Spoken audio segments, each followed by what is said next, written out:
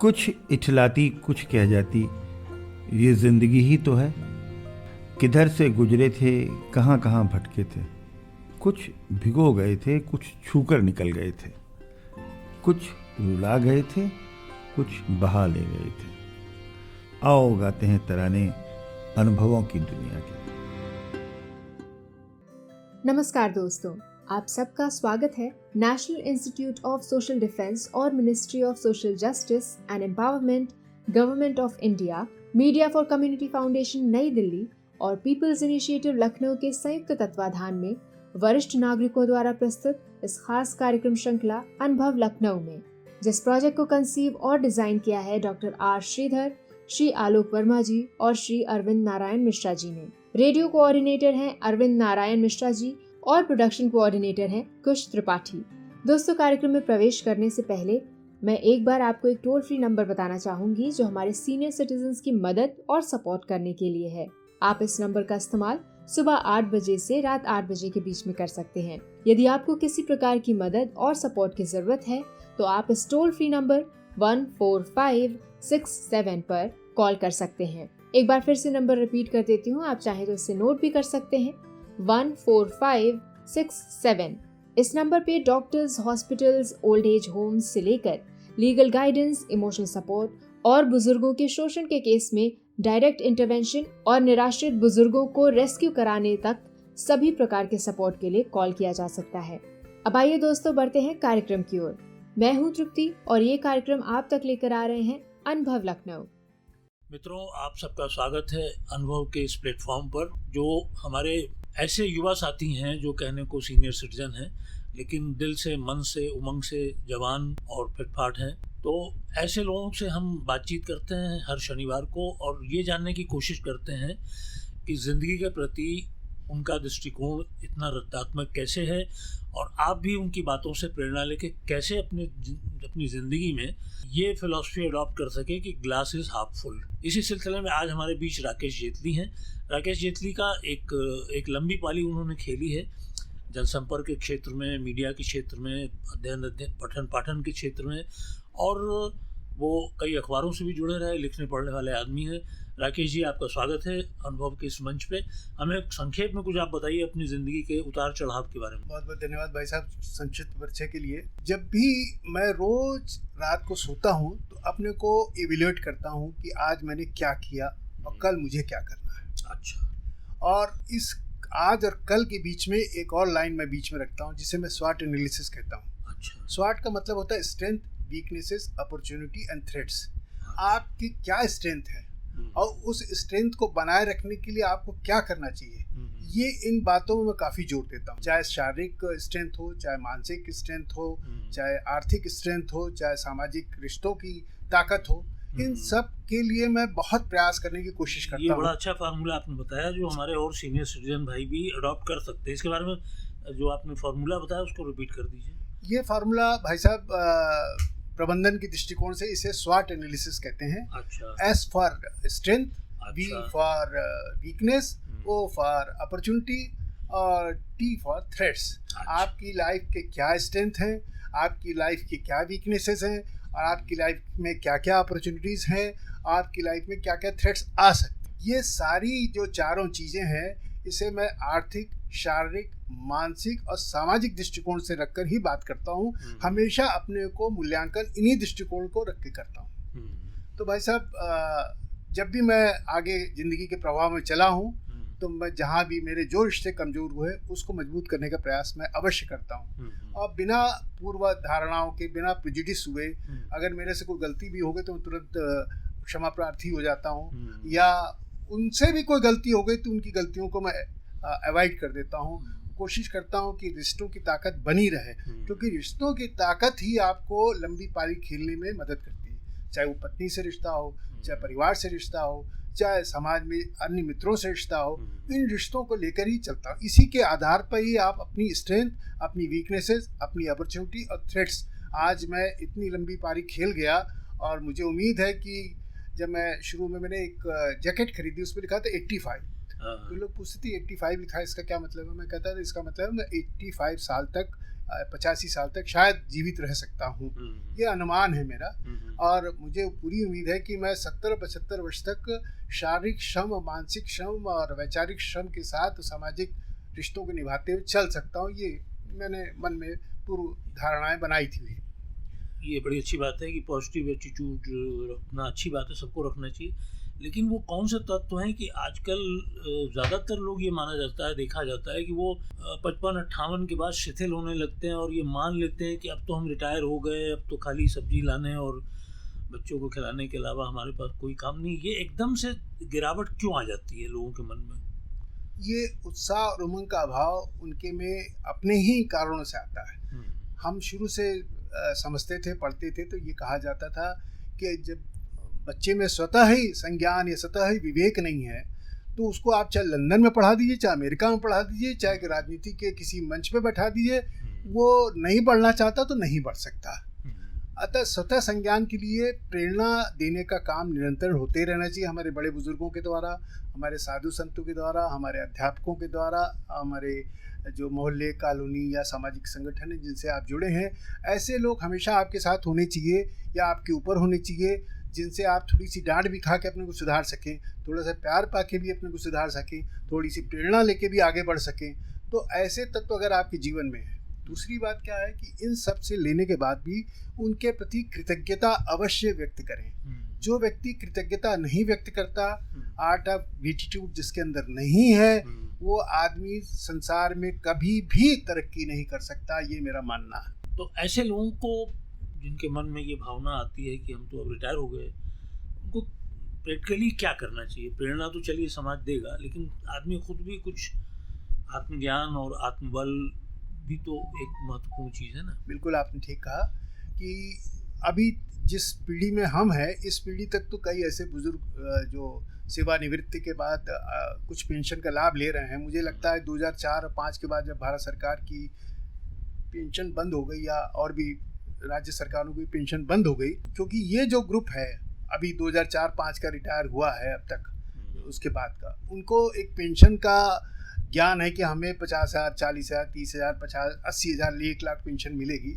ऐसे ही लोग सबसे ज़्यादा नकारा इस समाज में पाए गए, जो सिगरेट फूकते हुए दिखाई दिए, अगर स्वस्थ हैं तो दारू पीते हुए दिखाई दिए, स्वस्थ हैं तो, या नाना प्रकार के अपने में डूबे हैं, अपने उसमें डूबे हैं, टीवी देख रहे हैं, किसी से मतलब नहीं।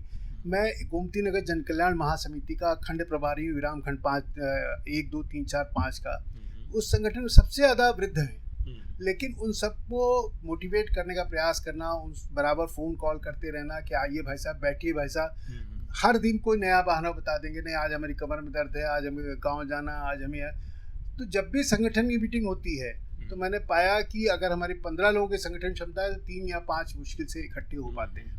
ऐसी बृहद तौर पे जहाँ हमारे 100 संगठन जुड़े हैं गोमती नगर जन कल्याण समिति के, उसमें से मुश्किल से 50 लोग आ पाते हैं हर मीटिंग में।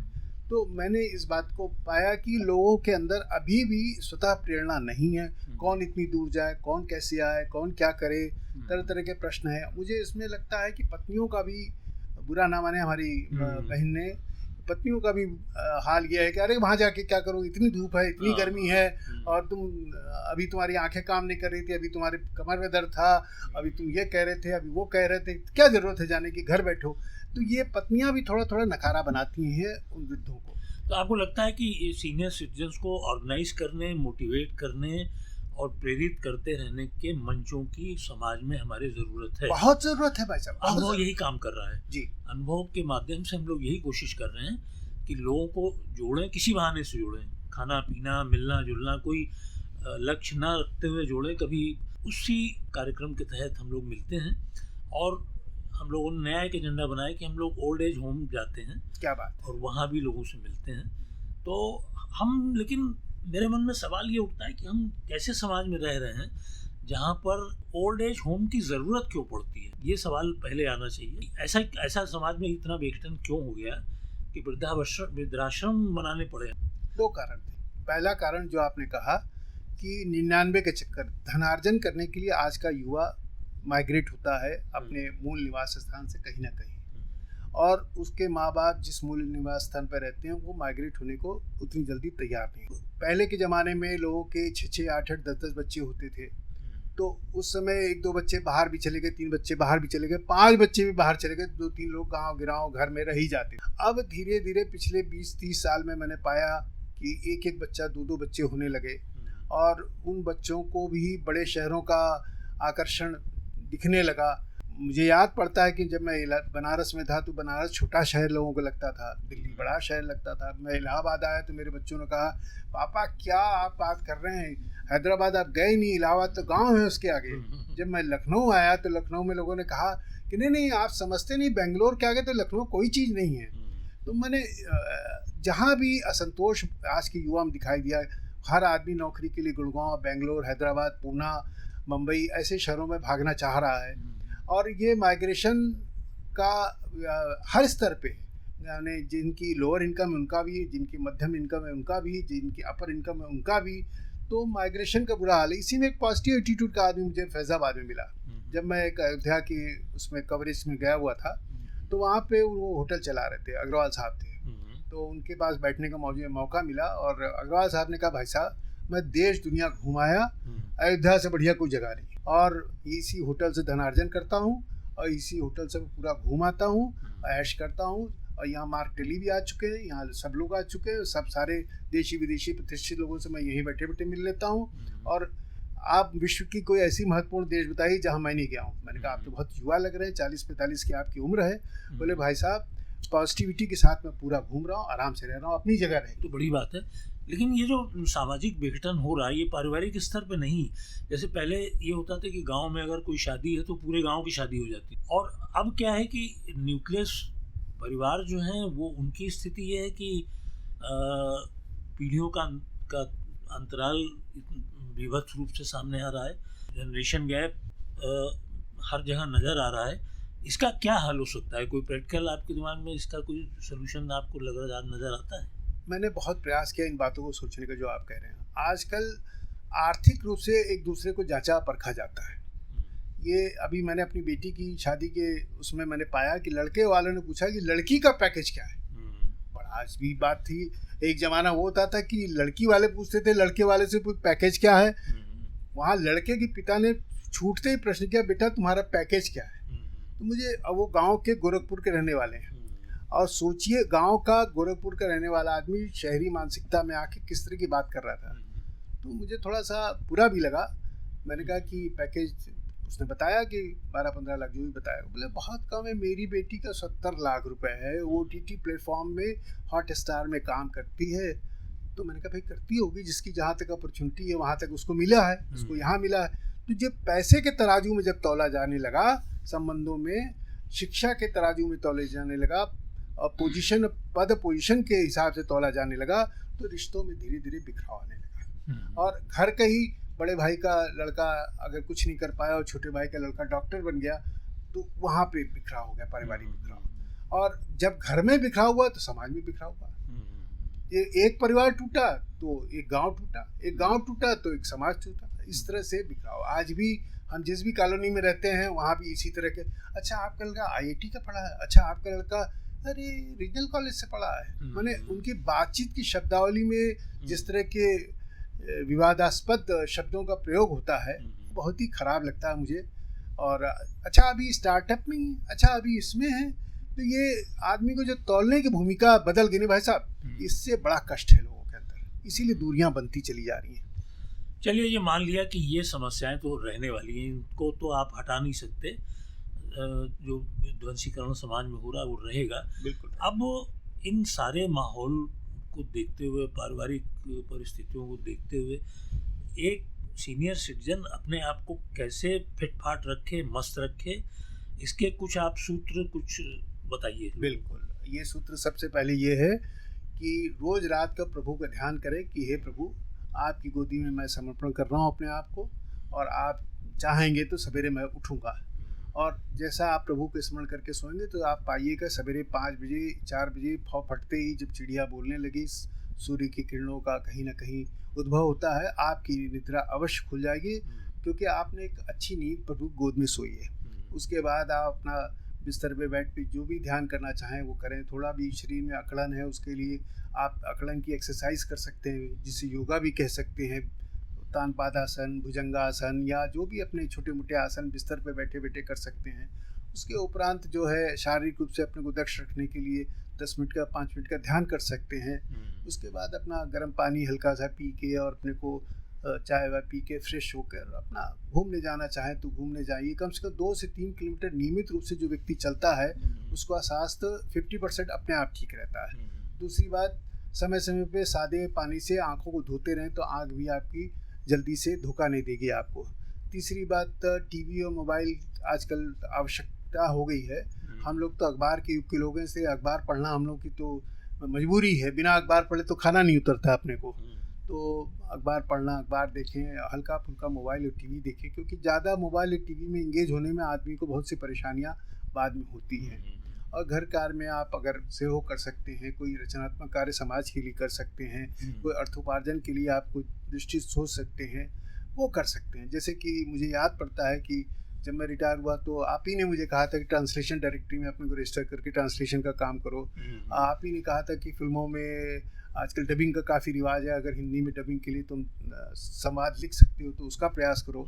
इन दोनों प्रयासों में मैं फेल हुआ। संवाद लिखने की प्रक्रिया में तो मैं 3 बार स्टूडियो में फेल हो चुका हूँ और ट्रांसलेशन डायरेक्टरी का काम मैं बहुत आगे नहीं ले जा सका। इन्हीं साथ साथ मैं जिस जगह आज हूँ, जो काम मुझे आता था लाइजनिंग का, पब्लिक रिलेशंस का, चीज़ों को करवाने का, तो उत्तर प्रदेश सरकार में मुझे भारत सरकार के ऊर्जा मंत्रालय के power trading corporation of India limited ने जो इंडिपेंडेंट पावर प्रोड्यूसर से बिजली खरीद के यहाँ बेचती है, उस बिजली के भुगतान, उस बिजली से संबंधित जो एग्रीमेंट्स होते हैं, उस बिजली से संबंधित, उस कंपनी से संबंधित जितनी तरह की कठिनाइयाँ हैं उनको सॉल्व करने के लिए मुझे रखा और पिछले 7-8 साल से मैं सफलतापूर्वक उनको अपना योगदान दे रहा हूँ। 300 करोड़ रुपए साल मंथली उनका। बहुत अच्छी बात है। उनको हम उम्मीद करेंगे कि आप सक्रिय रहें और अनुभव के इस मंच से जुड़े रहें और भविष्य में भी हम इस मंच पे आपको आमंत्रित करना चाहेंगे। आपने समय दिया, बहुत बहुत धन्यवाद। धन्यवाद भाई साहब। दोस्तों, फिलहाल वक्त हो चुका है आपसे विदा लेने का और चलते चलते आपको एक बार फिर से अपने वरिष्ठ नागरिकों की सहायता और सपोर्ट के लिए जो Elder line toll free number है वो बताना चाहूंगी, 14567। इस नंबर पर आप सुबह 8 बजे से रात 8 बजे तक कॉल कर सकते हैं और किसी भी प्रकार की सहायता आपको यहाँ पर प्रदान की जाएगी। अगली बार फिर लौटेंगे ऐसे ही किसी खास शख्स की प्रेरणादायक जीवन यात्रा की कहानियां लेकर। तब तक के लिए स्वस्थ रहिए, खुश रहिए। मैं तृप्ति लेती हूँ आपसे इजाजत। नमस्कार।